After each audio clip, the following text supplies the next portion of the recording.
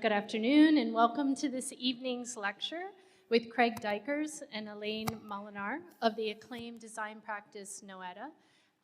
For those of you that are standing in the back, you're a little bit out of luck. There are a couple of seats up front here if you want to come forward. It is really a pleasure to be here today. Elaine and Craig occupy a special place in the heart of the school, and it is a privilege to welcome them here today for the school's inaugural lecture, also my first lecture event with UT Austin. So I'm very honored to be here with Elaine and Craig. Their lecture, entitled Towards a Peaceable Kingdom, embraces a diversity of living species and the complex geological, ecological, and cultural conditions where, quote, landscape does exist without architecture, but architecture cannot exist without landscape. It's part of my belief, and also as a school of allied disciplines, this expression gives us weighty pause, reinforcing the notion that our fields rely on principles of exchange. Buildings cannot stand on their own. Instead, they are part of a more extensive system and landscape impacting community well-being and also the environment. Theirs is a notable story of alumni that remain close to the school long after graduation. So many of you take note. Craig and Elaine give back through many facets of sponsorship with an endowed Snøhetta scholarship at the school, participation in the UT SOA Advisory Council, as the architects for the redesign of the Blanton Museum of Art on campus, and also co-teaching studios with our faculty. These are just a few examples of their longevity and care for this place. Michael Benedict, the Hal Box Chair in Urbanism, will introduce Craig and Elaine this evening. He is a longtime mentor and friend. Michael is an ACSA Distinguished Professor of Architecture here at UT Austin. He was the director of the Center for American Architecture and Design, CAAD, and the editor of Center, Architecture and Design in America. Please join me in welcoming Michael to the podium to say a few words.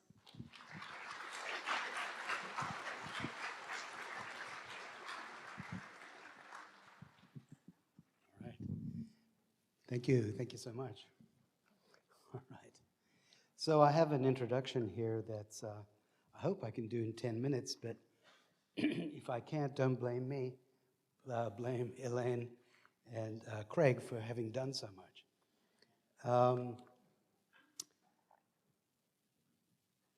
As you know, they are the founding partners of Snøhetta and also graduates of the school. Elaine Molinar is a native of El Paso. Went to TCU for a few years before deciding on architecture and coming to UT, graduating in 1988. Craig was born in Germany but raised mostly in Houston, and after a few years of pre-med and art school, graduated from UT in 1985. Craig and Elaine actually met here in Sutton Hall, in the basement, where we'd had studios in the basement back then in 1987, and they married in 1990. And here they still are, still together and in love, in big love, I capitalized those words, and I'm guessing in dense and intricate love. 33 years later, a fact as miraculous today as the miracle of architecture, with a capital A. Many of the teachers of Craig and Elaine that Craig and Elaine learned from are no longer with us. They remember them with fondness, as do I, and I want to take a minute to say their names, that they may be registered somewhere in the air we are all breathing. Bob Mather, Paco Arumi, Roxanne Williamson, Richard Swallow, Hal Box, Jim Coote, Richard Dodge, Natalie Dubois, Blake Alexander, and Larry Dahl. Several of Craig and Elaine's teachers are still here, though, and working happily. Myself, Larry Speck, John Blood, and a contemporary of theirs and a longtime friend, Mark Marchek. After graduating, Craig and Elaine moved to Los Angeles, where they worked in offices for a few years before meeting up with Kjetil Thorsen and Christoph Kappeler and forming Snøhetta in 1989, having entered and won the design competition for the new library at Alexandria.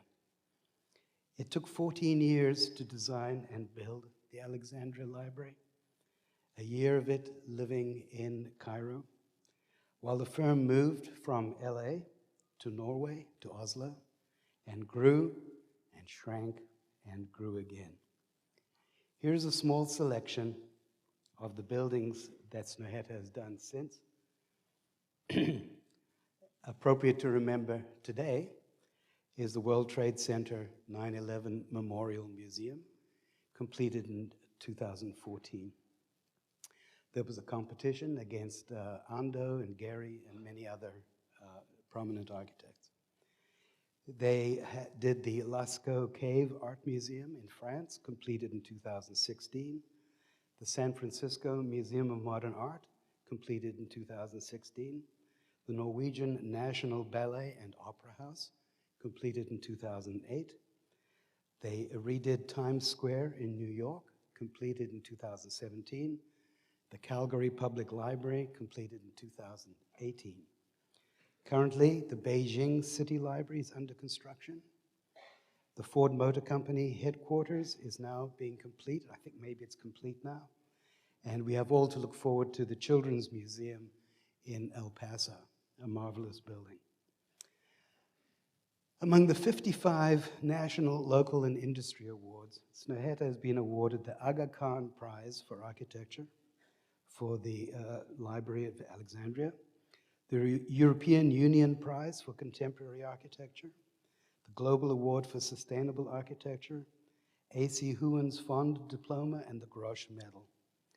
In 2016, Snøhetta was named Wall Street Journal Magazine's Architecture Innovator of the Year, and the practice has been named by Fast Company as one of the world's most innovative companies of all kinds.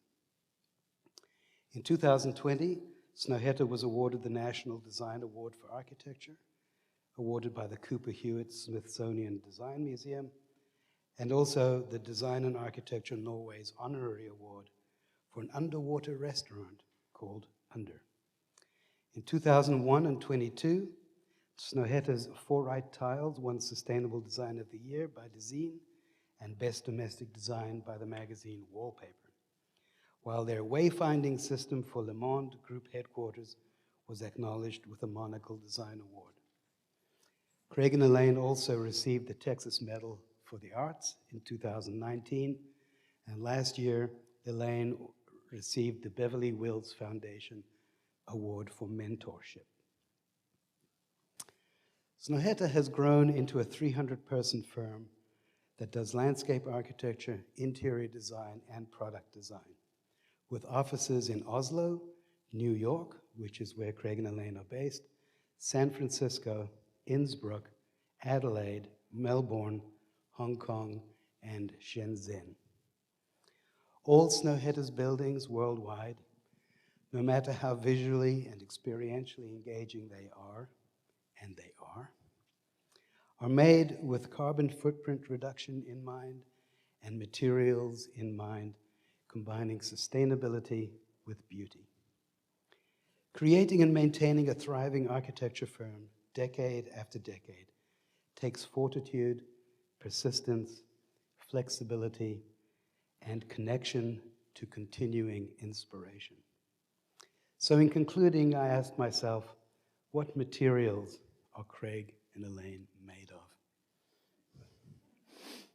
I say steel, rubber, magnolia flowers, the darkness of caves, and sunlight glinting off a babbling brook. And I think we will learn with this lecture that this practice, Snøhetta, named after a mountain in Norway, is not about the nature of materials, but a response to nature itself. Human nature, animal nature, plant nature, with a bow of respect and an invitation to dance. Welcome back, Craig and Elaine.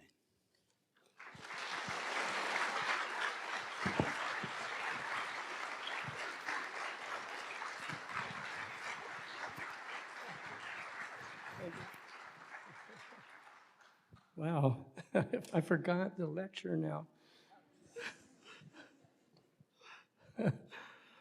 Well, we have dueling microphones. Thank you all for coming here today.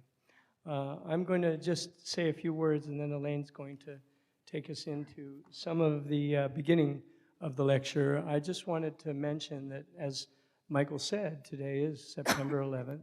On that day, on 2001, it was quite tragic. Some of you weren't born yet, but many of us were. I was on an airplane that morning, flying into JFK on September 11th, 2001 at 9 o'clock, and I looked out the window of the airplane. I saw the North Tower on fire, and I saw something hit the South Tower from the window of my airplane. We were diverted to Canada, where I spent several days. And it's a traumatic still event for many of us, but for another generation, it almost has very little relevance. So before we start, we'll just take 10 seconds to pause and think about all those people that lost their lives on this day 22 years ago.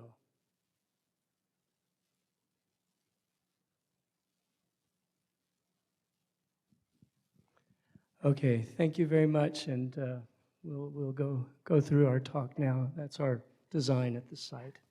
Can you hear? Can you hear me talking? Yes, okay.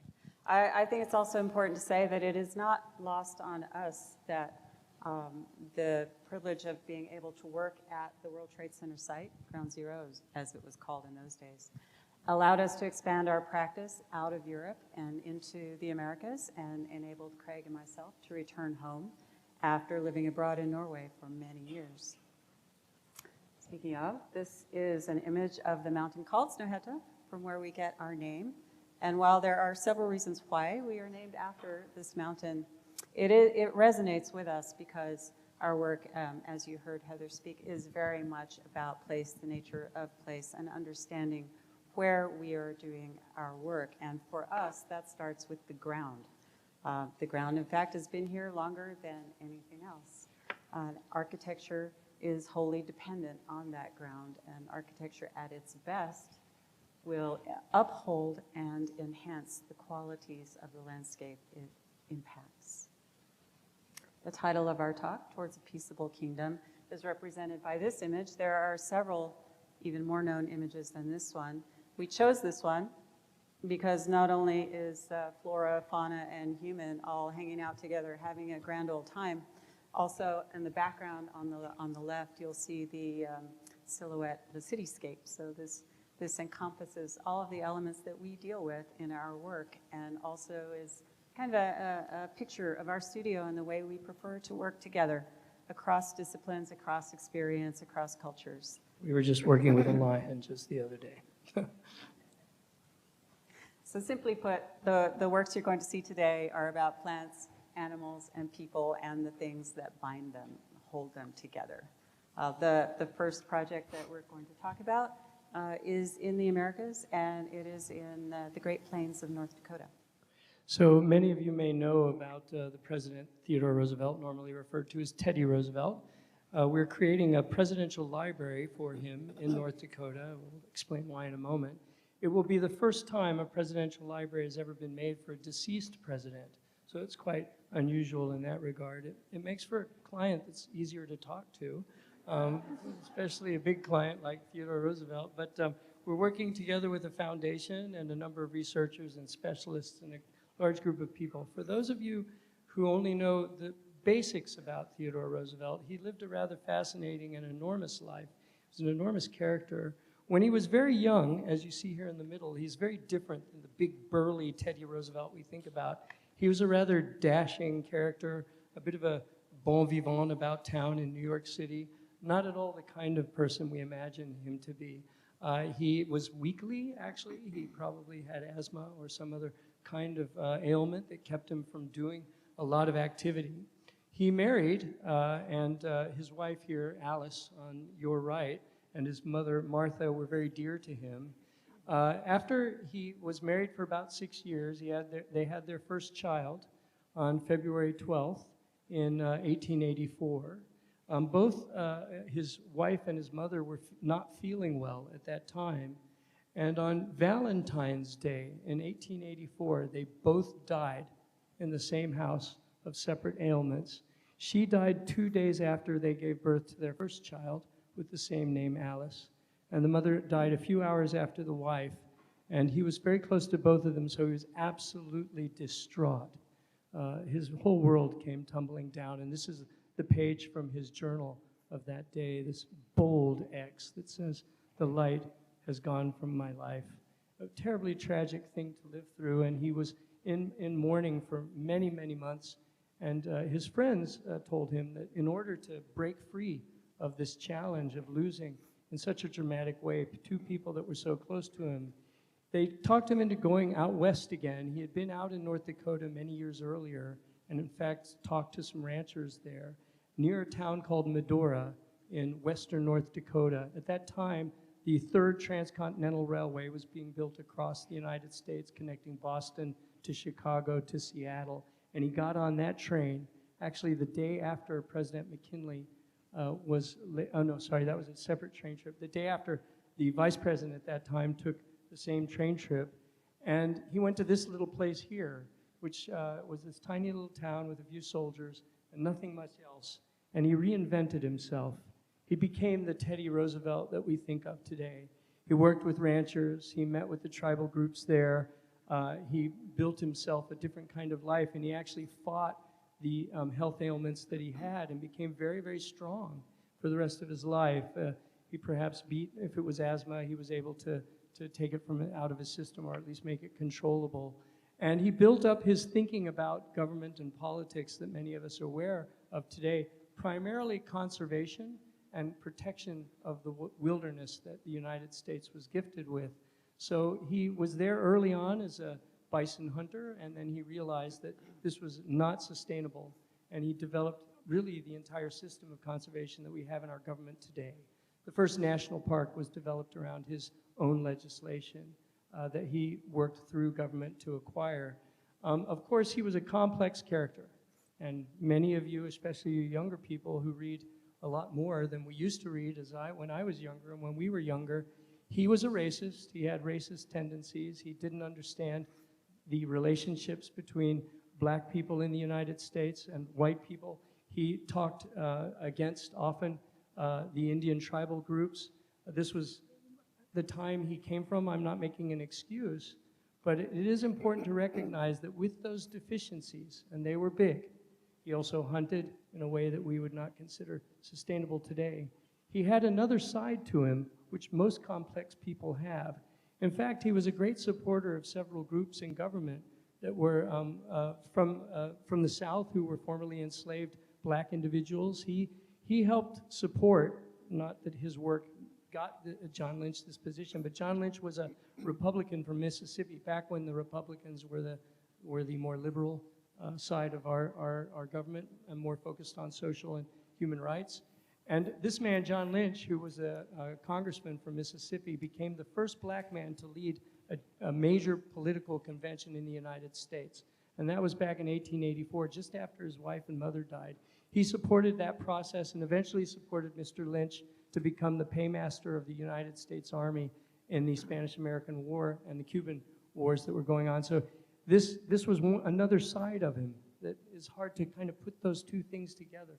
A man that was racist and a man that had confidence in especially in this person, John Lynch, but others that he supported. He also worked with John Muir, who we also know had racist background, so problematic person, but he created the foundation of conservation in our country together with Theodore Roosevelt that we all enjoy today.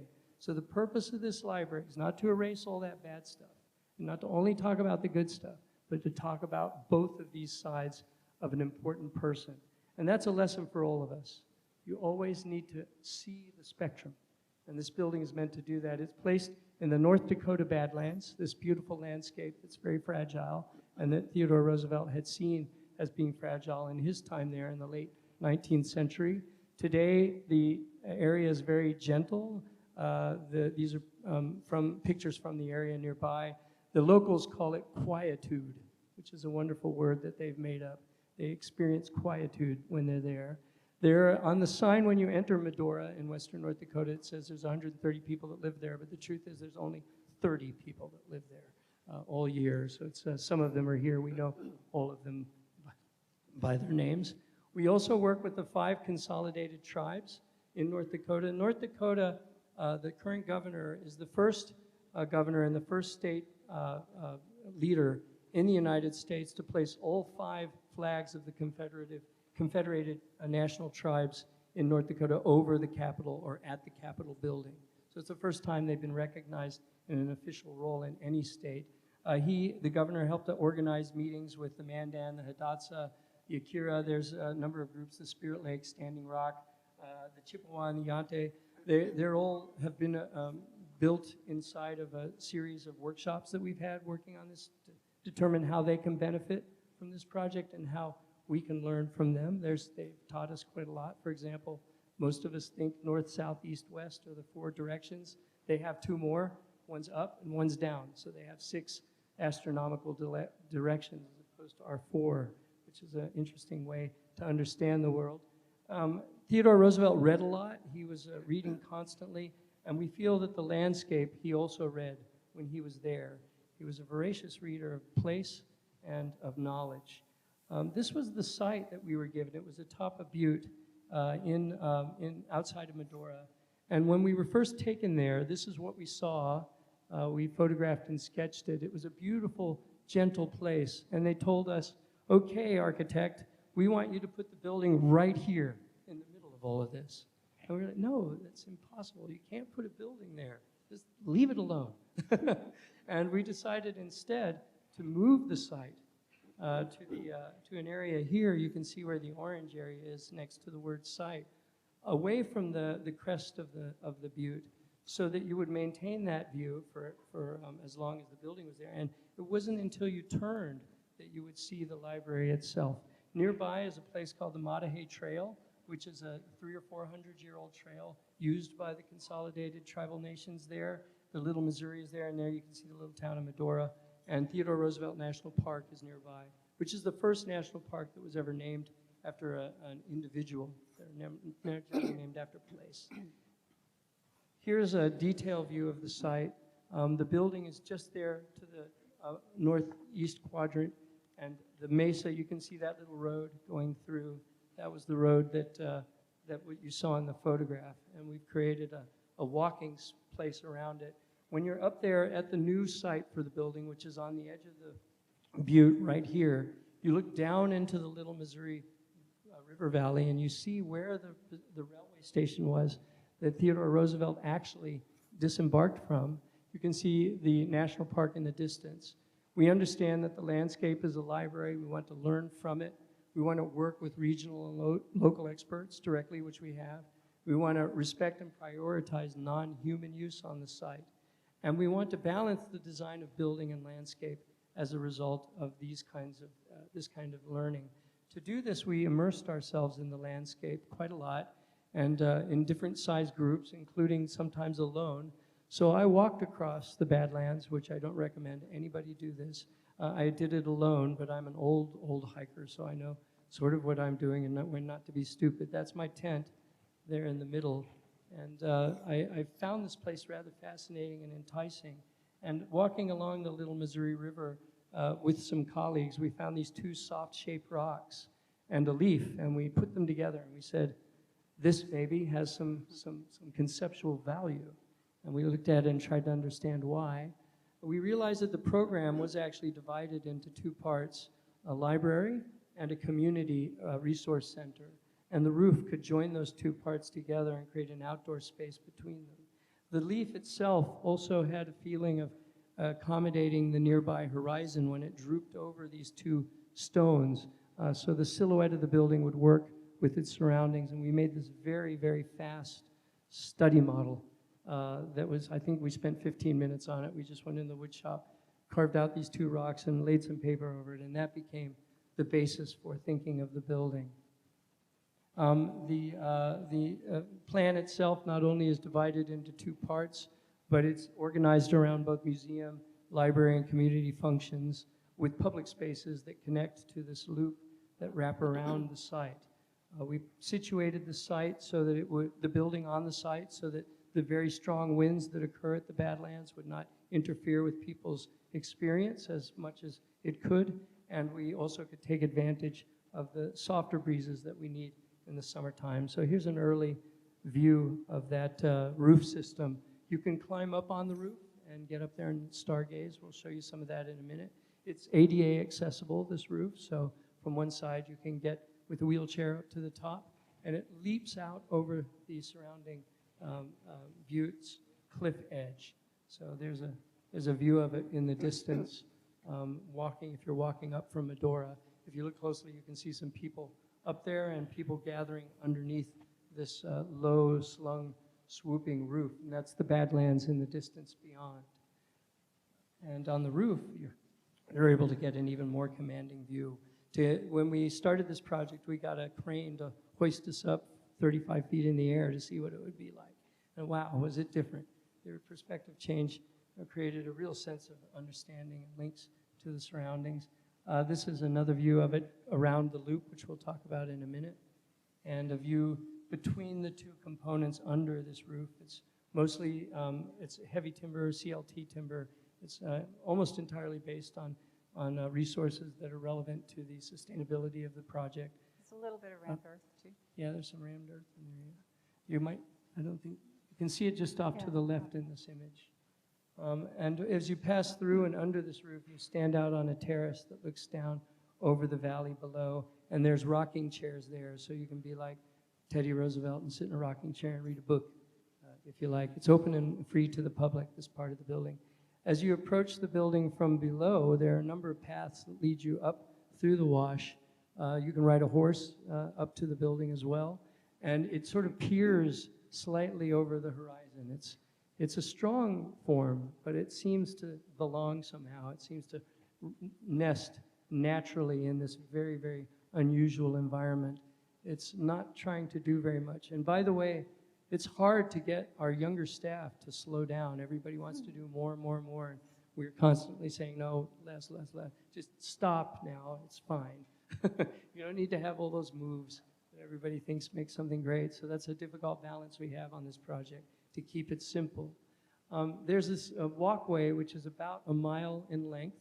And if you come to the site when it's finished, it's under construction now, you can go to the cafe that's up in the building there in that little piece that sticks out of the main building, get a pre-made picnic basket, walk with your family around this loop and visit different adventure moments, perspectival moments, moments of reflection, and you can have your picnic and go home. Because if you live in an area, how many times can you really go to the TR library before you can't take it anymore? So the families that live there can always use this landscape as part of their understanding of the place. You'll see there are a number of things around this loop that are important to us. One of the things that's really intriguing about that path is it's essentially flat. So whether the terrain goes up or down, we keep the same level on the path. So you cut through the earth, you glide over the earth, and sometimes you rest on the earth. When you cut through it, you might find your eyes at grass level. So you're looking through the grass. And when you cut over it, fly over it, you might look down and see cattle moving through the wash below. And you experience the change in the earth by keeping the datum that you walk on the same. So here's one of the views of all of these particular paths. There's one in the earth there, one slightly over, and one bridging a smaller wash with some of the cattle leading up. This is an overview of that entire loop system. And there's a little overlook area here, a path of perspective, we call it. And way off over there, there's a sky-gazing sort of zone. These are rocks that we picked up when we walked through the landscape, and we took them back to the studio, and we made very fast little study models. So you can do a conceptual model in 10 minutes. If you spend more, it's no longer conceptual. So it's good to do it fast. This was a very nice one that we found a piece of cottonwood along the Little Missouri, and we carved it out with a router, and it became this sky viewing bowl. You lay on the stone, and in the middle is a stone drum, which is highly polished. So when you look into the stone at night, you see the stars reflected above, as opposed to a mirror, which would be kind of fairly obvious. Lots of places to sit, move around, get out over the landscape. Some of the cut that we're using, because we do have to do some cut, we're using as fill to mask the parking areas nearby. And finally, before we move on, we've created a series of places for horse riding, because many people in this area are horse enthusiasts. And also there's places for the tribal groups where we're going to make tribal constructions with them together around this path. TR, as he is fondly referred to in North Dakota, is often called the conservation president, and his impact extended well beyond his presidency in terms of his influence on the national park system. He doubled the amount of sites within the national park system and created the Antiquities Act of 1906, which protects structures, both historic and even prehistoric, of cultural significance. Today, Governor Doug Burgum of North Dakota is carrying on TR's legacy in similar fashion, with the ambitious goal to make North Dakota the first state to go carbon neutral by 2030, or that is 6 years from now. Which is pretty ambitious. He's also a great champion of the TR Library Project, so he's been extremely supportive. This project is pursuing the Living Building Challenge, which is a pretty high bar. I don't know if you're learning about that in your classes here in school. It's our first time, so this is all new for us too. We're learning about this. It is first and foremost a philosophy and an advocacy tool, and only then is it a checklist with the certification process. There are about 25 projects across the world, mainly across about 5 countries and some US states, that have achieved some level of certification. It's organized in these so-called petals, these 7 petals of place, water, energy, health, happiness, materials, equity, and beauty. So that's, I don't know, I think that's pretty exciting when you can have a sustainable design criteria or goal of beauty, health, and well-being. That's pretty special. It's an ambitious goal for this project, but it's important to understand that the site is about 93 acres, which is huge. It's quite big. These are sketches made on some of our first visits there to just immerse ourselves in the nature of the landscape, the vegetation that is there, the characteristics of the ground itself. The site itself, which you see on the right, has actually been overrun by invasive species because of many years of overgrazing, uncontrolled burns, soil compaction, so that it is actually in very poor quality. It doesn't have the capacity to generate indigenous plant species, the ones of the kind that you see on the left. But the fact that the site is so immense, and that if it has all of those native species, the impact that it can have in terms of sequestering carbon is great for the pursuit of the Living Building Challenge, is great for the environment. The Great Plains itself is second only to the ocean in terms of carbon storing capacity. You know, there's a funny story we can tell real quick. When we first came to the site, about 80% of the vegetation was invasive. And so we were trying to figure out how to get rid of it. And the only way we could get rid of it is by having a controlled burn. So we told everybody in Medora we're going to burn the site down. And of course they said no. They absolutely refused. And about 3 weeks after a vote was taken, somebody was listening. A bolt of lightning struck the site, burnt the whole thing down. Yeah. It's incredible. And we were frightened that it would spread to the town, but they were able to control it so that it didn't move into Medora. But it was remarkable. I mean, unbelievable to see that. God lit a match, Yeah, had smoke. Yeah, and so it removed all of the non-indigenous species. We pulled the rest out, and Elaine will tell you what's next. Right, so the challenge here is soil restoration or soil regeneration to replace all of those indigenous species. An additional problem is that the local nurseries do not have the ability to produce the species that have, in a non-industrial kind of way, that have the genes that are specific to these parts of the Badlands. So we have launched what we call the Seed Collection Project, and that is it is very much a community-based project. It includes the participation of local landowners to give free, uninterrupted access to their properties so that groups of community volunteers and design team members also can go out and collect local species, local seeds. We're given instructions and an education about how to collect various seeds, which ones to collect. And then they are all taken to the university, North Dakota State University, where they are cataloged and propagated. And the TR Library Foundation owns all of these seeds. They can then donate them to local properties, they can sell them to neighboring properties, and they will also be using them on the library site itself. They are also working with local ranchers to develop a system of controlled grazing on site. It's called a kind of a multi-paddock system where they will not only be controlling bee grazing, but also helping restore the native bison, the local bison population, which these days now they are no longer the bison as they were in earlier times. When they were buffalo. They are, I think, at least 80% cow. But they're still a lot grumpier than your average cow.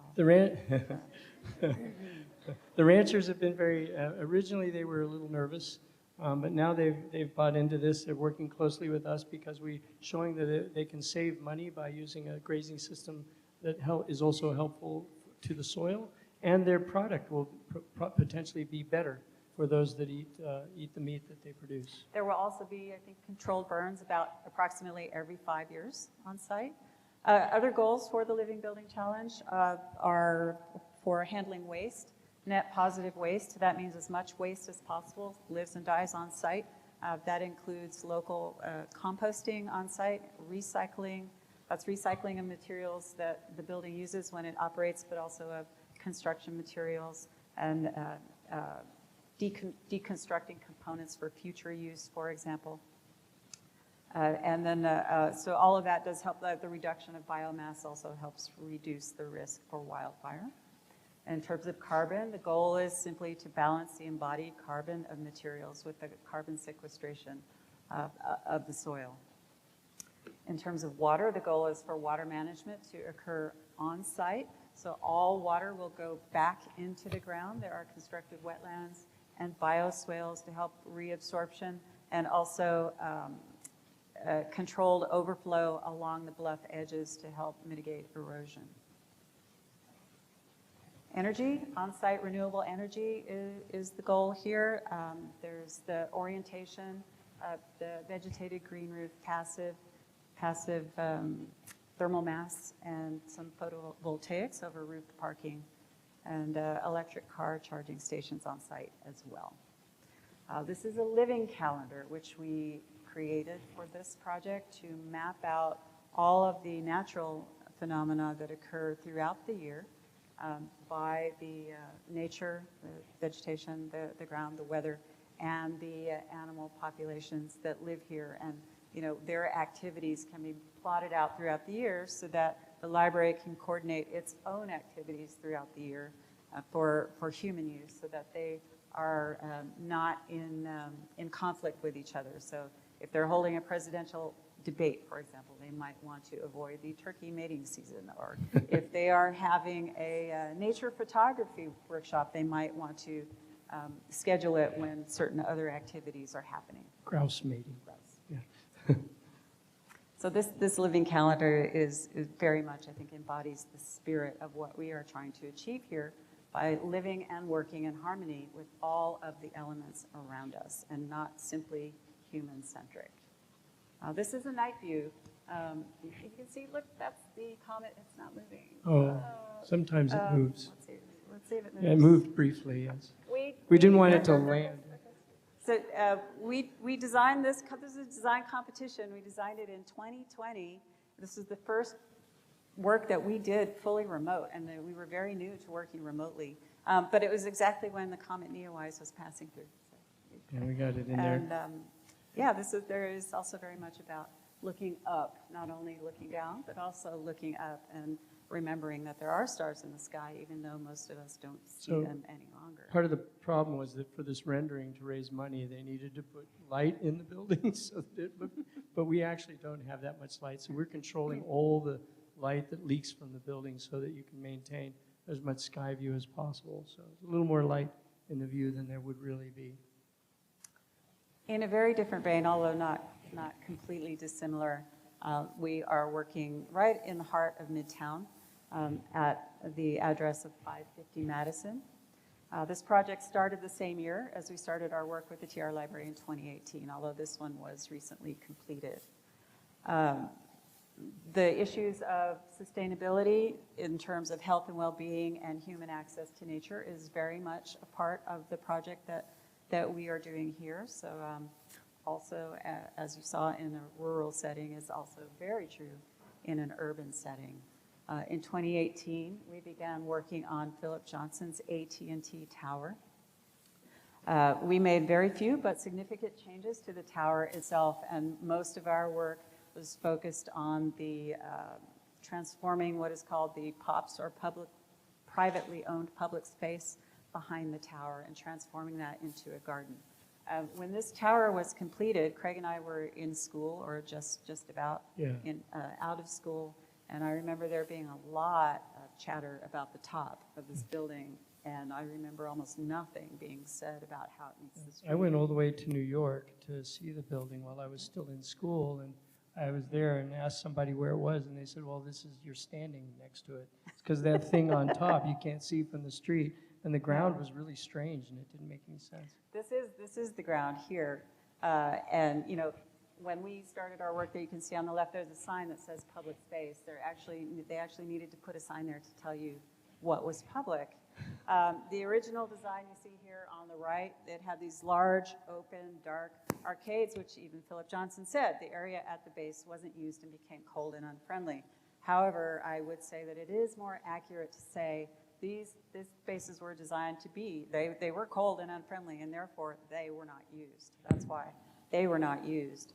This is the atrium at the back of the tower, which you can see the evolution through time. On the left, when the building was new, it was open on either end. It was a fairly wide, clear, open space.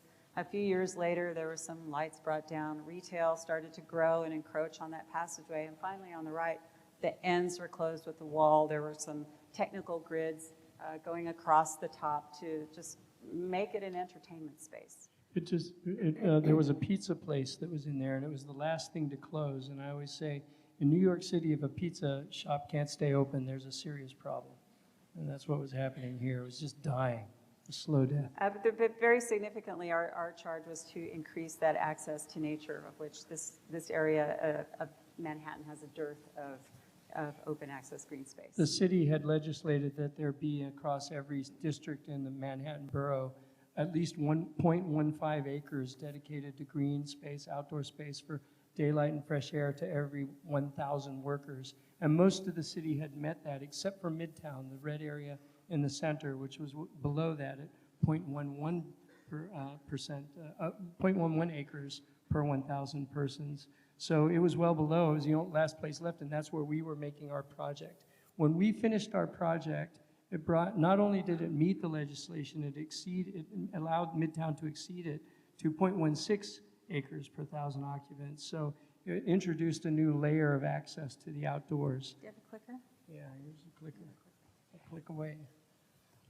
This was the design by Philip Johnson, the original public realm. It was an intriguing idea. He wanted a completely open series of loggias that led you from Madison Avenue to this atrium area at the rear, and only the core came down to the ground. And theoretically, you would be able to wander in there as if you were in the baths of Caracalla or something in ancient Rome. The problem was they were so tall and they were so dark and so windy that nobody ever used them. They were just dead. And as a result, later Roshan Dinkalu came in and enclosed them and made them into retail spaces, and also added mechanical systems into the ceiling. And the only thing left over were these dark colonnades that Elaine showed you there. So our job was to come in and fix it. Sometimes I like to say we're the Ghostbusters of architecture. Like, who are you going to call? Snøhetta. They'll get it. You know, so we had to maintain the retail space, but what we did was actually expanded it, took away those dark colonnades, recombined the spaces in the atrium itself, and we created a very large garden, which we'll show you in a moment, that allowed for people to be in a new type of space that wasn't previously there. It's half landscape oriented and the other half public realm oriented. The green portions at the top that say the uplands and canopy and so on, those are off limits to humans. So even though half of it is dedicated space to landscape, you can't walk on it. It's higher up, you'll see in a moment. And then we created a series of intimate spaces connecting 55th and 56th Street along the edge of that landscape. You can see, so it steeply terraces up towards the west. And that was to cover the truck dock and the car parking that still have to manage this site. And you move through the lobby or from the edges through these individual places. So this is a nice elevation of the terrain that we created. So we built terrain loosely based on the Palisades in New Jersey that are just across the Hudson River from where this project rests. And the plants were built around that kind of typology inside at the bottom of a cliff. There's a water feature and some other components. We spent a great deal of time with botanists and working with our landscape architects to make sure that the plants would be appropriate for a place that doesn't get a lot of sunlight in Midtown Manhattan, surrounded by 50, 60, 70-story buildings in almost any direction. The plants are created in such a way that they change through time so that you're always aware of the passage of landscape time, which is different than the passage of architecture time. In order to make it successful, we had to knock down this entire, what was called the cultural wing of the building. We just got rid of it. We knocked everything else down. We had to because there was no other way to make it accessible. And we built this new canopy that would allow rain onto the landscape portions and allow coverage of rain for the area that were for people to gather. So it just finished about a year ago. And this is, I guess, a drone view. You should also point out that the roof of that canopy is significantly lower than the original roof structure for the canopy, which makes it a much more approachable and intimate, less cavernous space. As I was right there. And by the way, the historical landmarks people said, no, we had to make it up there. And the argument we used to say why we couldn't and didn't want to was we said, if you're carrying an umbrella to keep the rain off your head, if you hold it really high over your head, you're going to get wet. And if you pull the umbrella down, you'll be much drier. And that kind of worked. So they let us put that in. The view of the canopy itself, which collects water, brings water down into to the landscape itself, spreads the water through to the different features that are growing at different times of year. As you can see, different ways to sit. There are about 15 different ways to sit in this place, all dedicated to different types of mental state that you might have in Midtown. This is the area where a lot of advertising agencies and big companies are, so it's nice to have this moment where you somehow become aware of a different significance of your place. So most people, if they look at Midtown Manhattan, they'd say, well, there's no landscape here, but there is. And you can build upon it and make a place that people enjoy. It's used a lot. There were less than, maybe 10 people a day in it before, and now there's several hundred using it all throughout the day. It's protected from the sun, from the rain, from the wind. And in the winter, it gets very cold often in Midtown, we made this seat which has heating out in the back, and we don't tell anybody about it. So if you go there in the winter and you sit down, you go, hey man, I'm feeling a little warmer here. Like, what's going on? It's because it's the first public heated bench in the city. We weren't allowed to make a fire. We wanted a fire pit here, but the city wouldn't allow it, so we just have a kind of light that glows out from it. The water fountain is made to be very quiet, but just enough noise to help you relax and away from the sound of the cars nearby. We didn't want a loud fountain. And when the fountain is turned off, which is actually you have to design a fountain so it works when there's no water. Otherwise, it's just a kind of ugly, broken fountain. So we made these very interesting granite striations, which are from local New York stone. We also used stone that was from the same quarry that the original Johnson building was built from for much of the paving. And then we had to take some stone off the building, and we crushed it and put it into the precast. So all of that is the granite that's inside these precast elements.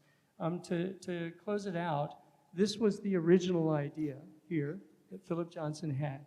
You could just walk all the way through and get to the atrium in the back. After it was closed off, that was no longer possible. And also, once it was closed off, it was impossible to be aware of the atrium beyond because there was an elevator bank that was blocking your view. A rather beautiful elevator bank, but not very useful in terms of this context. So we proposed, unbelievably, to the client, we want to rotate the elevators of a high-rise building 90 degrees, and they agreed.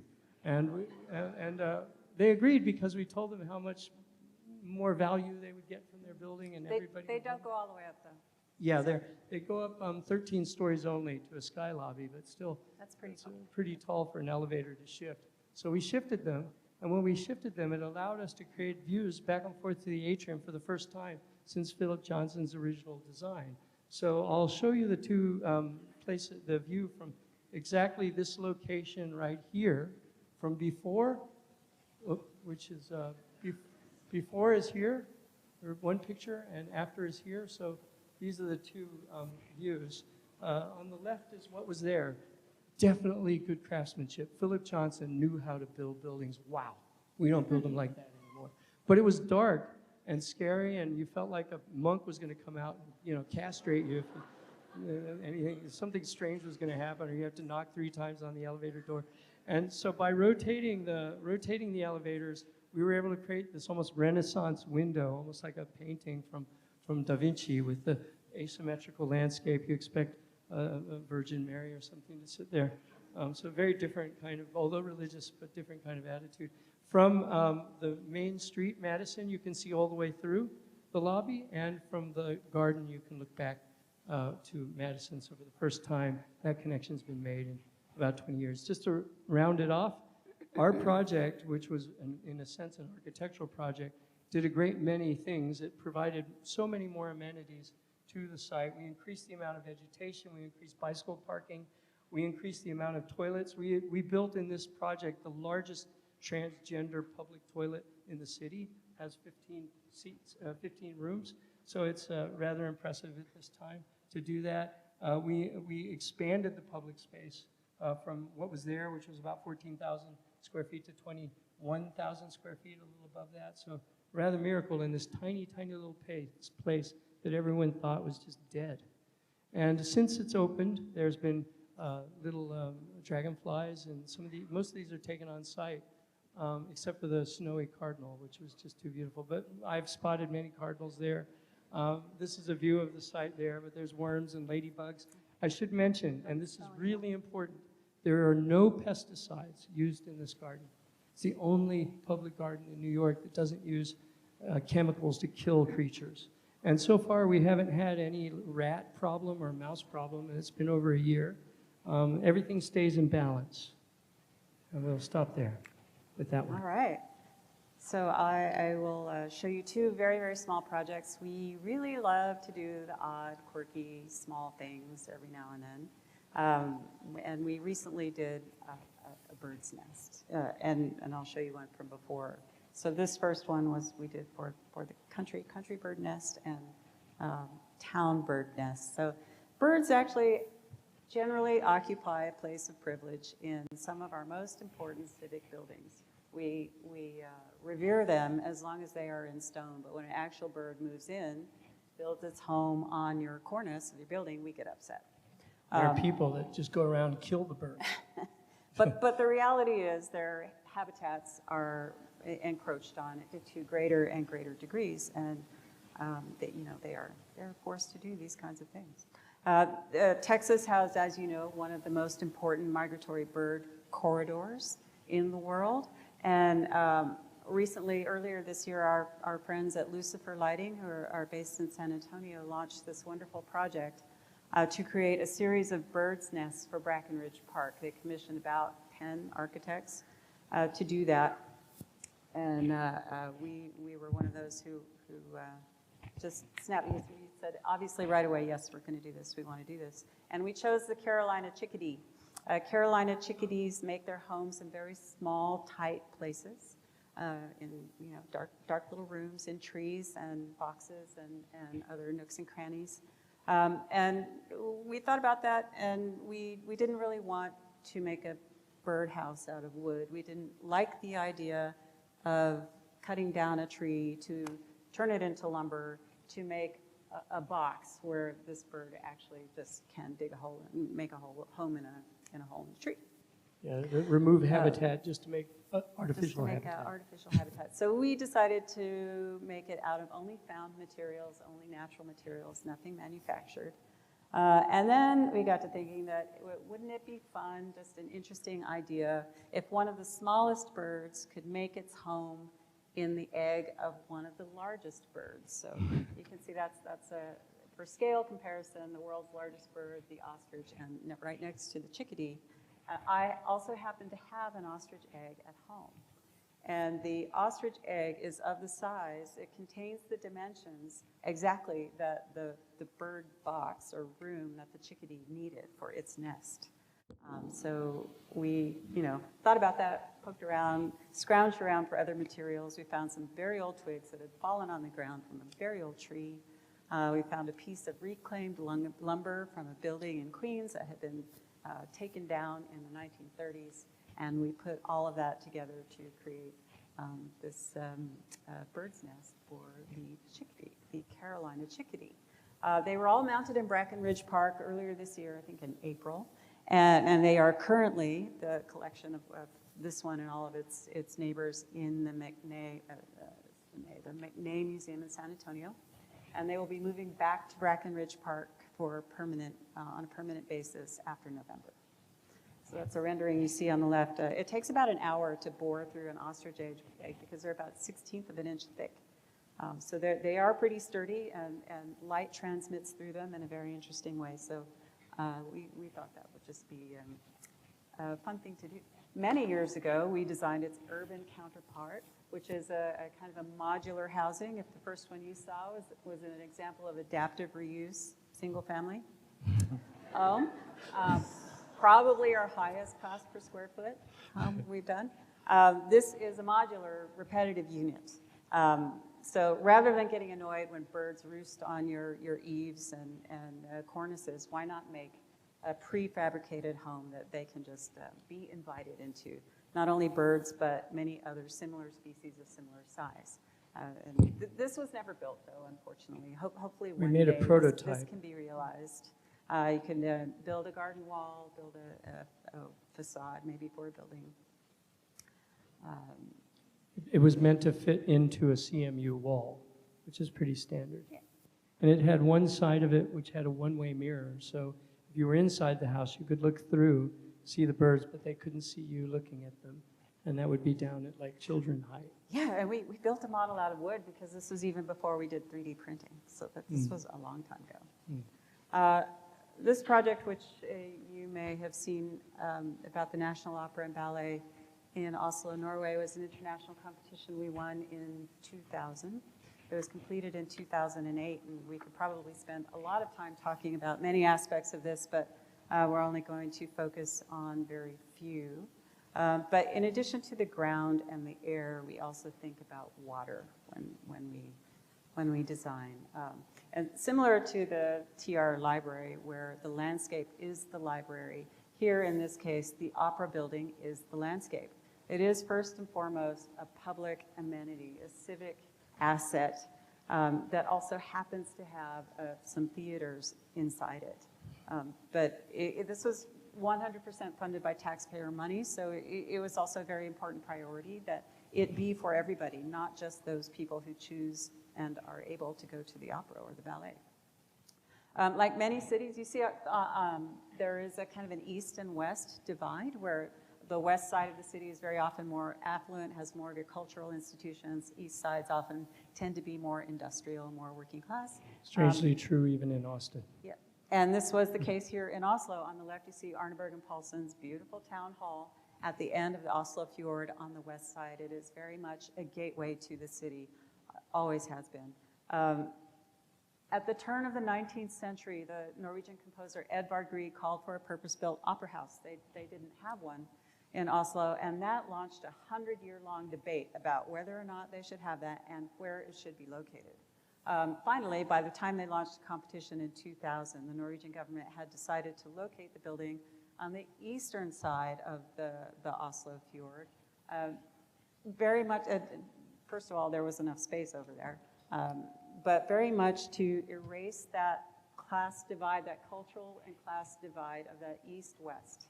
And placing the opera here actually did, in fact, just revitalize that part of town, which was, in fact, the original part of the city thousands of years ago, and bring a new development and just a new life to the city. That map on the lower, at the bottom of the slide, the red dot is where the town hall is, and that yellow square is where the opera is today.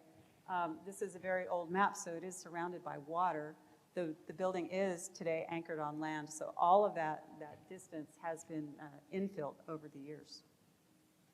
So that the fjord has encroached, or the land has encroached on the fjord there. Opera buildings really, really want to be big fat footprints. You know, they don't really do well with vertical organization of their programs. So we just maxed out the footprint that was given to us for the site, which meant building over water, in addition to building over part of the land. You see that was the old history of the industrial harbor on the right. It was very much a working harbor, which has since been relocated. But spreading out over the water that way also triggered the necessity to clean up the water. So during the process of construction, more than 60,000 pounds of heavy metal waste were either contained or removed from this part of the Oslo fjord. What that did was regenerate the wildlife habitat. Flora and fauna began to return to this part of the fjord. You know what? The person that's standing out there at the very tip is a UT graduate. Yes, he is. His name was Taylor. Taylor Yeah, Perry. that's what Texans do. After this regeneration was evident, they now do research and monitor what's going on under the water. Not only is the water healthier for plant and wildlife, it is also more attractive for people, for humans too. You can now swim in this part of the fjord, whereas before the opera was here, that would have been unthinkable. And 15 years on, there is now a public beach on the southern and eastern portion of the opera site. It's very popular. It's really reaching. It's now what, 15 years or 15 years later. It was complete, yeah, 2008 thereabouts. If anytime you go there, you'll see people there, even in the winter, which is nice. Yeah, it's really hot in Scandinavia now. Yeah, these days, yes. Yeah. We're going to show a couple of things in Texas. We're going to stop our lecture in Texas, since that's where we are. This slide is called The New Philippines because, if some of you may know, that for 15 years, the Spanish called Texas the New Philippines, subsequent to the Philippine Islands in the Pacific already being named to the Philippines after their king, Philip. So I always like to think about Texas as the New Philippines, and I sometimes call myself a new Filipino instead of a Texan. Kind of a nice thought. We were working on the opera in the middle of all of that. We had just finished the Alexandria Library. We were sitting in Oslo, and then we moved to New York after the World Trade Center project. And while we were working on the World Trade Center, you can imagine the pressure on us. Somebody from the Dallas Parks Department called us up in New York and said, hey, we've got like a barbecue pit in South Dallas. Would you like to make a canopy for it? If you've got the nerve to call us up, you've got the job. So we did it. It was in Oak Cliff, which had a very high murder rate, very high crime rate, South Dallas. We took our inspiration from a billboard, a highway billboard that just kind of got bent into shape, and used the color of some tennis shoes that we had seen people wearing there at the time. It's used by the local school. It's been a great great kind of convening place for people in South Dallas. It's become very, very well known, and it's still kept up. Nobody's tagged it yet, which is great. Just to let you know how difficult of an area this is, when we first made the design, it was solid steel. And they said to us, well, if it's solid, somebody with a gun can be behind it and jump us. So we made this filigree pattern so that you wouldn't be able to do that. So it's an amazingly difficult site, but everybody's very happy with it. So that was our only built Texas project for decades. We did enter some other things, competitions. We won first prize for the new Central Light Rail Station in Houston. We worked all the way through schematic design, at which point a different government came in and they said, well, it's expensive. And we did a cost estimate. It wasn't. It was on budget. But they said, yeah, it doesn't matter that it's on budget. It looks expensive, so we don't want it. So they canned the whole project, and they built this really boring steel and glass thing that's just awful. I can't go to Houston. I can't see that. Then, but it was a cool project, and in a way, a bit of a forerunner to the Blanton project. We also made a project here on campus that wasn't built. We had the job to transform the Charles Moore UT Alumni Center on San Jacinto across from the stadium. And we created a design that had this huge amphitheater that looked onto San Jacinto. So on tailgating days or the days of the games, all people could come there and sit on the terrace and watch the parade go by. So it transformed the Alumni Center into something that only looks at the past, but also to things happening today and in the future. We had a hard time doing this rendering because our renderer was in Norway, and the first renderings he sent were University of Kentucky because they had the same colors, and you could see they still some of it there. And they were like, well, what does it matter? You know, Kentucky, Texas, it's the same color. They didn't understand, so we had a little fight with them. So we're going to conclude now with our most recent project, and one that we're exceptionally proud of. We had a hard time splitting up who's going to say what on this project, so we're just going to talk over each other. Yeah. What Craig didn't mention was in the mid-90s, we were shortlisted for the Blanton Art Museum, but we were not selected for that. However, we are thrilled to have done the work that we have done here at the Blanton. We went to the HRC, which is where most of the collection was at that time. And I have to say, it was one of the great experiences of both of our times here at UT. I remember specifically several pieces, including Ellsworth Kelly's High Yellow, which I always call Big Lemon, but I don't think that's the right name. And, you know, it was just powerful to see that kind of work, and it inspired me to be a better architect. And the collection today is even stronger. And when I was in school, when we were in school, we always went and saw that work. It happened to be right next door to the school. Now it's moved. If you're a student here, or even a teacher, or whatever, and you do not go to Blanton, you should feel really ashamed, because it's an incredibly powerful collection. The curatorial work has really grown, and it's something special, but it had some hard times. So before we arrived, sometimes people put RT there because you could see it was like, it just had and the new director came in with a lot on her table to try and make this place really what it should be, one of the world's great art collections. Of course, we all know where the Blanton is, just over there, but the landscape it finds itself in the middle of has two of the most powerful icons in the Southwest, the Texas State Capitol and the UT Tower. The Blanton occupies a prominent location on the edge of campus and the edge of the city. It has a world-class collection, therefore it needs a civic presence, but it also is a campus building. But what has happened over the years with the existing Blanton buildings is that it was a little bit lost as a campus building. It was often confused for a classroom, mistaken for a classroom building. But it does need to straddle both of those worlds. There's the axis of South Congress, or not South Capitol Congress, Mall, the yeah. Capitol Mall, as it's now called, and the axis running up Speedway right in the middle of campus. As you know, the Blanton was divided into two buildings and created that courtyard space in between. Most people park over in the Brazos parking, but in generally it's kind of closed off. Yeah, all this beautiful vegetation on campus didn't help the identity of the Blanton, as it obscured much of the building. And the fact that it's divided into two pieces, well, where's the door? It was very hard to find actually where is the museum. And then the Ellsworth Kelly, the beautiful sculpture called Austin, added another door. So there were multiple options to try and figure out where to go, and that was if you were lucky enough to even make it to the courtyard without getting lost. It was so intense that the museum had to put signs everywhere, like, are you looking for a museum? Because if you are, it's over here.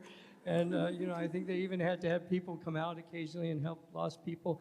This is the landscape design that existed when we arrived. Now, it's beautiful. It has beautiful trees, but there were many problems with this design. The canopy of the type of tree was extremely low, so it meant that you couldn't see back and forth between the two buildings very easily. There were a series of kind of strange barrier benches that made it hard to move back and forth, but most importantly is that the challenge of finding shade made it such that people would sometimes collect under the trees, and they would stand on the root system of these very delicate trees and damage them. So because they were trying to get away from the sun, they would find places that were damaging to the trees. So the trees were pretty unhappy. I think if we interviewed a few of the trees, and they said no, they didn't like this particularly much. So maybe we need to find another solution. Another thing, and this is another kind of idea that we remarkably thought about at the time, even though the temperatures weren't as extreme now, they weren't as extreme then as they are now. We could tell that people were really getting hot, trying to figure out what to do. School groups would come, and some of them would be under the trees, and some would be in the sun, and it was getting hotter and hotter, and we kind of recognized that during the process. Plus, there was some sort of idea that maybe this might get worse, although we weren't sure. So our first designs were rather straightforward. We made some big canvas canopies that were in the design of the ancient Roman velarium, which is what they used to shade the Colosseum in ancient Rome in 74 AD. They moved back and forth, and they created interesting shadows, and the trees were pushed to the side. And I mean, they did the job, but it just didn't have the strength that the Blanton really needed because of its really exceptional collection. So while it provided shade, it didn't provide identity. They still looked like two classroom buildings. We went through about 5 or 6 of these. When we started to talk more, we realized that what the Blanton needed was presence in the courtyard. And we talked about a hypostyle hall, like you might have in an ancient temple, a room filled with columns. And so we then began to think about umbrella shapes, things that would be just kind of rising up and shading the space and filling the space with columns, which is antithetical. You think if I put columns in the space, nobody will collect there. But they did collect in those spaces in the past, and they could today. We also realized that structurally they needed to have a shape that would help be self-sustaining and self-supporting. So we started to fold them, and they became these kind of unusual sort of umbrellas. At the same time, we were looking not just at the Capitol building that you can see, but the new Ellsworth Kelly sculpture, which became the icon beyond which stood the UT Tower. The Kelly had more presence than the tower because you could see the tower from the Blanton. Both of these have these arch-like iconic Platonic forms, and of course at UT, everybody likes arches. So we were like, how are we going to build here? But we're not really making arches. We're not the arch people. So don't talk to us about too many arches. But we knew that the arches were well loved. So we recognized that when you make these petals with this evolving umbrella-like shape, when you put them together, they create an arch. It's implied. And the arch then would not be a physical arch. It would be a kind of perceptual arch, as opposed to the arches that are in the building already or at the Ellsworth Kelly. So the other thing we realized was that we can't connect them, because if you connect them, they would make an arch again. So we wanted them to be self-supporting, self-sustaining. We made a couple of quick study models, some in digitally and some we 3D printed. We also made physical models by hand all this time. And then when we did the first view in a computer of these petals together, not touching, the arch just read immediately. You could see the arch. It was almost as powerful as the thing itself. And we knew we were onto something. And there's the new buildings that were being designed across the street. I think Larry Speck why don't you that's your project back there. So we have a, I'm pretty sure, I could be wrong. This way of opening up the sky to the Blanton, it has to work though. This has to be physically functioning. And you can't make something that's 30 feet in diameter in this way, that's over 25 feet tall, standing on one tiny little stick. Has to work perfectly. So we engineered it to withstand 200 mile per hour winds. It reflects sunlight in a way that is natural, that it doesn't burn the surroundings like a glass or mirror might. It's the color of it and the material of it allow for heat to be contained and convected into the ground. Because, making a canopy is only the first step. You also have to manage the heat in a different way than you might otherwise just with building a structure. So we looked at various materials. The material that we worked with in the end was a kind of composite fiberglass material. And you can see that the temperature of this material to the touch is significantly cooler than if we were to make it out of steel or aluminum or stainless steel or even painted or powder coated metal. And the temperatures go crazy. Like if this were made out of stainless steel or aluminum, it would be 140 degrees at the top, whereas it's barely 108, 110 in what we created. So there's no heat that hits the canopy and then reflects back at you in the face. Furthermore, the ground is shaded, so it doesn't blow heat back at you. So it's very carefully designed that way. And when you're standing underneath it, you can really feel the difference. So I guarantee, go out there on a hot day and just move back and forth, which I've done a few times. People thought we were just like dancing, going like this. But you can actually sense the difference. We made a number of studies, including shadow casting studies in the computer that watch these petals cast shadows across the Blanton space over time. We even built a full-scale mock-up, and we were supposed to bring this to Austin, but COVID got in the way. So we had these gigantic mock-ups in New York, and we hung them off the top of one of our staff's apartment building to test how they would work. We got a better understanding of the dimensions of the filigree, which we'll talk about in a minute. We built an on-site mock-up, which was a miracle, really rarely done on campus here. And we tested different size openings. So this was the mock-up. This was never intended to be up for more than a couple of days. And we also tested the color. And so it's not exactly white. It's a kind of a shade of off-white. To make these petals, it's a rather remarkable, very technologically advanced process, well beyond what a surfboard would be, but it's very similar to a surfboard. There are over 30 layers of fiberglass with a fiber substrate that holds it all together, and that's pumped in to hold it as tightly as it can so that these can be incredibly strong but very flexible.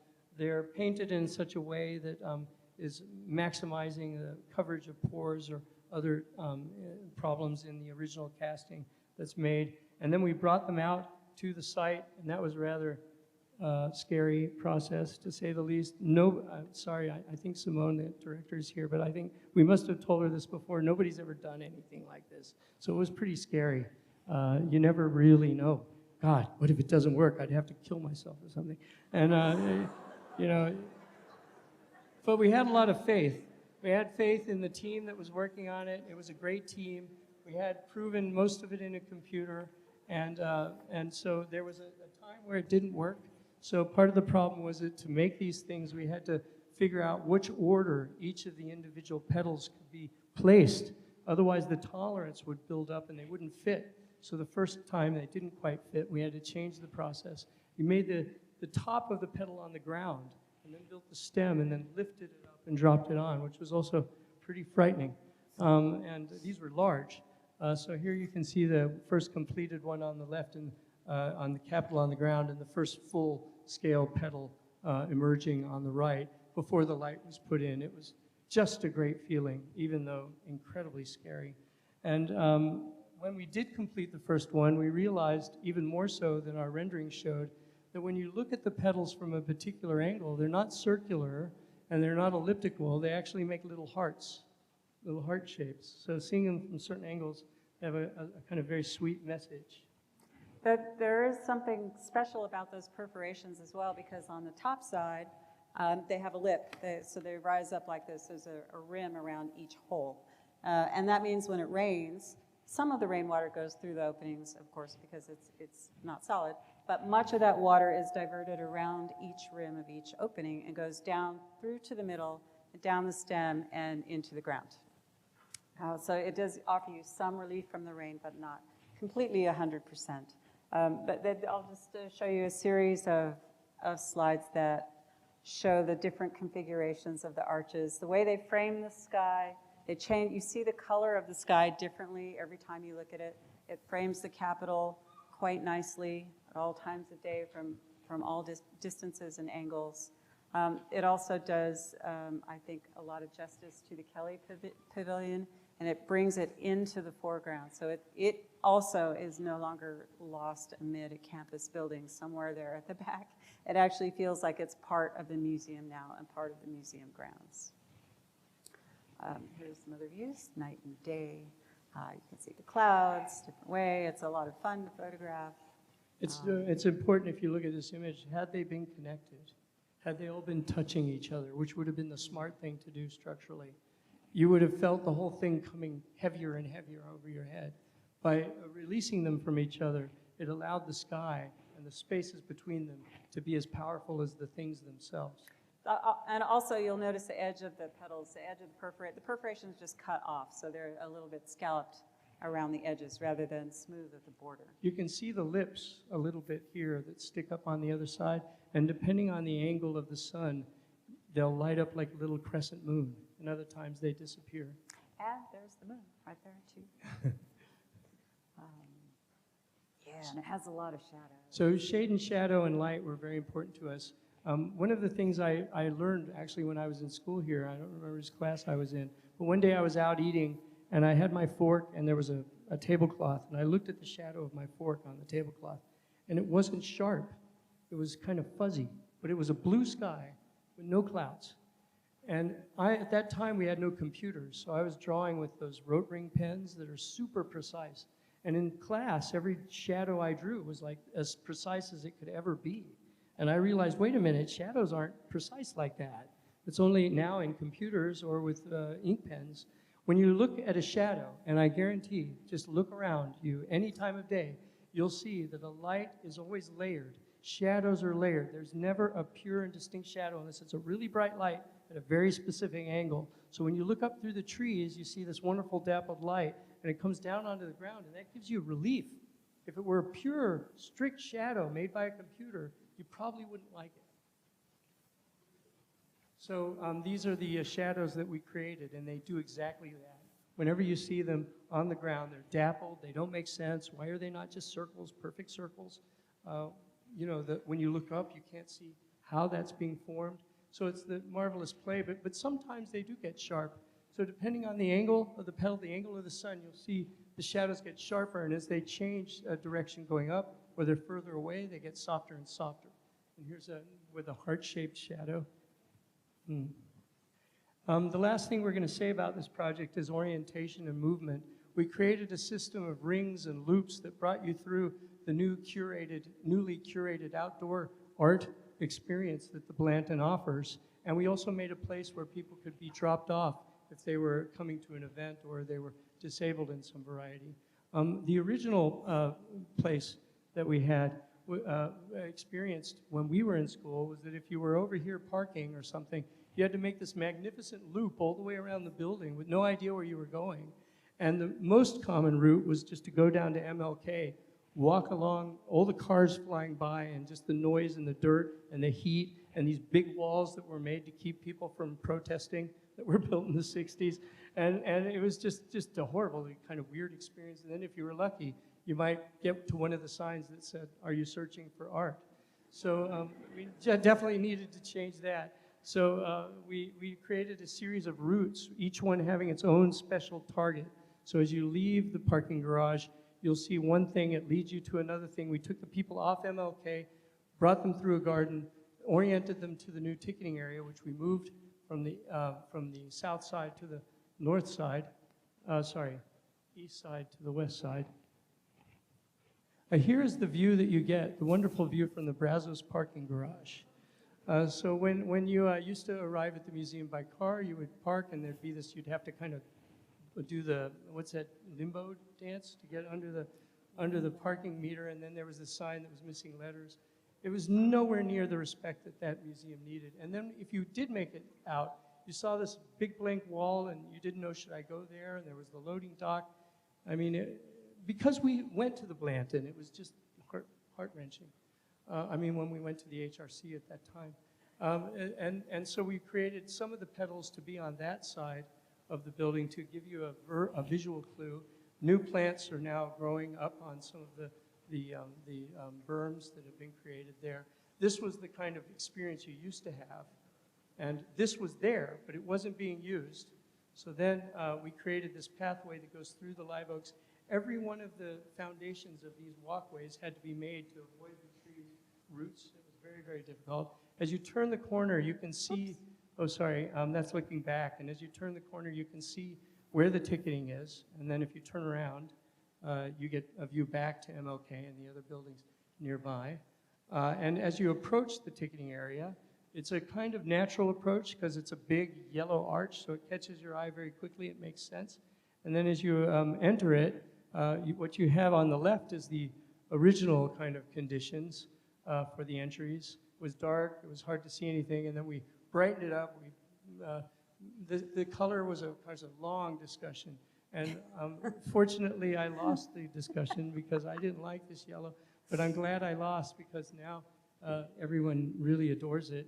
So the ticketing area today used to just be a kind of collection area for using the shop or the cafe or going up to the administration. And it was transformed, again, with the wonderful curatorial work of the museum to build this into a very lively, very colorful space that people enjoy walking into. You get your tickets here, and then you go to the gallery. What is important is that we wanted it so that when you did eventually enter the museum, you didn't have to reach in your pocket to get a ticket. Already taken care of that. And you're attracted to this upside down arch, which is a very strange thing, and it is as peculiar in a way as the art world is often to many people. So it tells you that something unusual is happening there. And if you sometimes get reflections of the canopies, when you go up into it, you can look down into a little amphitheater, see events and people lined up to get inside. At the Blanton Commission, Carmen Herrera, I believe it's one of her first major public mural commission and one of her last works, obviously. This was done shortly before she passed away. I believe she had said that earlier in her career, Ellsworth Kelly was a great inspiration and influence on her work, and now her work stands prominently side by side with Ellsworth Kelly's Austin. The mural is located in the arcade of the Mishner building. This is the situation before, and here it is today. It's a miracle. The Ellsworth Kelly and this Carmen Herrera, people, anywhere you go, anybody in the art world will talk about these two pieces. They are really a miracle. And here is the Blanton grounds, I guess, in use today on various occasions, whether it's a public opening or a second Saturday or just an ordinary day. There are people who come here specifically to make sketches of the petals. There are second Saturday activities and other just purely social occasions on the lawn. This is, we were here just yesterday, I think. This was Saturday. And met the Same programming director at Kenyon. Yeah, and by the way, for those of you that go out there, recognize that the construction's not finished.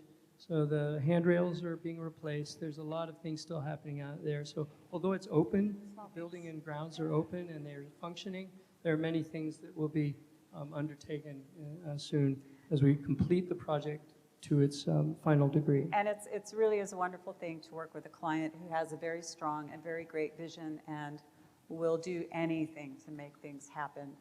So we're very grateful for that, and as well as working with our partner, Architectus. Who's located here in Austin and San Antonio. The curatorial team and the whole team at Blanton. Everybody who helped make this happen. Yeah, it was incredible. We're going to stop now. We want to just give you a brief visual view of what Michael Benedict started with, the projects we've been involved with, because today we talked with a very narrow niche of thinking in our studio, but as you heard, we've done quite a lot. The Museum of Modern Art in San Francisco, addition to the Bota building. We're right now completing the new Jocelyn Art Museum in Omaha. Here's the El Paso Children's Museum that was mentioned, and we're finishing a museum of natural science in Guadalajara, Mexico for the university there. So a lot of museum work. Oops, sorry. Sorry. We've done a number of libraries. That's the Library of Alexandria, was mentioned earlier. The Calgary Library, this is a library in Toronto that we finished, and a library that's opening in about 2 months in Queens, Far Rockaway, New York, with this insane piece by the artist Jose Parla on the facade. For the commercial work that was mentioned earlier, the Ford Motor Company project's nearly done, the first phase. It'll be built over the period of another 30 years, so we may be dead by the time it's finished. And we're making a residential tower on Central Park West, which uses unique craftsmanship stone that's relevant to the area. We revitalized Times Square and other those, and then we made this. If you ever go to New York, go to One Vanderbilt and see the observation gallery that we created at the top, which is a wild experience. The Lascaux Cave Museum. This is the Central Library in Beijing that we're finishing off. We just won this competition for Performing Arts Center, Queensland, and we're currently creating a very interesting little community project in Zimbabwe for the only female operated and managed mining company, not only in Africa, but one of the few in the world. So it's entirely populated by women who work and bring their families to this place out near Karoi, which is northeast of Harare. I think that's... This is our last slide, so this is just a snapshot of a lot of the people in our studio who we love to work with every day and find a lot of occasions to not only work together, but play together, and we go visit our work together when we can. To conclude, we'll return to where we started. We wanted to say something very briefly at the end.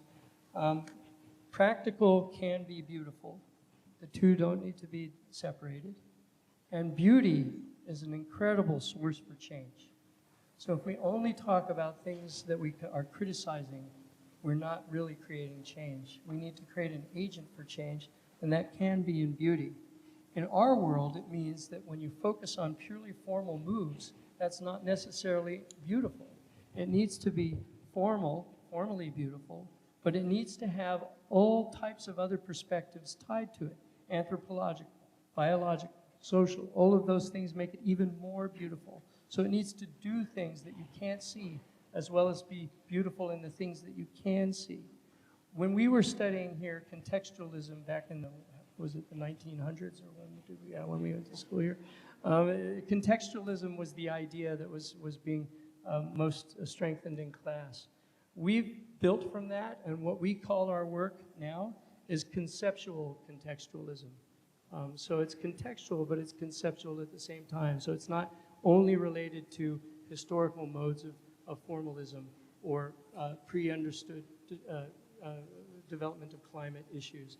It reaches well beyond that. So conceptual contextualism is a way of broadening the perspective of being at home in a place.